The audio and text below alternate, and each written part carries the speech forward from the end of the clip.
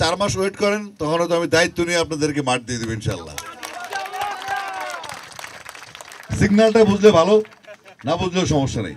রংপুর অঞ্চলের প্রত্যেকটা জেলায়, বিশেষ করে আমি দিনাজপুরে গেলাম আজকে, ঠাকুরগাঁও ছোট হলেও যথেষ্ট অর্গানাইজ, এবং রংপুরে যথেষ্ট পরিমাণ জমি আছে যেগুলো আসলেই সম্ভব নিয়ে নেয়া।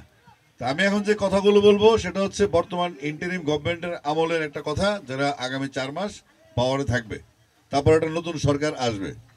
তো সেই 4 মাসে কি হতে পারে? আপনারা যে মাঠের প্রপোজালগুলো দিয়েছেন আন্তর্জাতিক স্টেডিয়াম, সেটা এখন হবে না। কেন হবে না?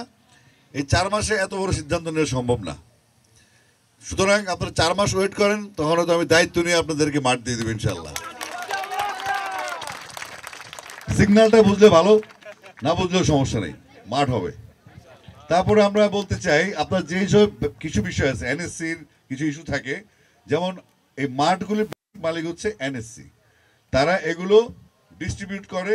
এখন যাদের প্রভাব খাটাতে পারে তারা মাঠ পায়। সবাই তো খেলতে চায়, এবং খেলা কিন্তু আমাদের সন্তানরাই, এবার যে খেলাই খেলুক।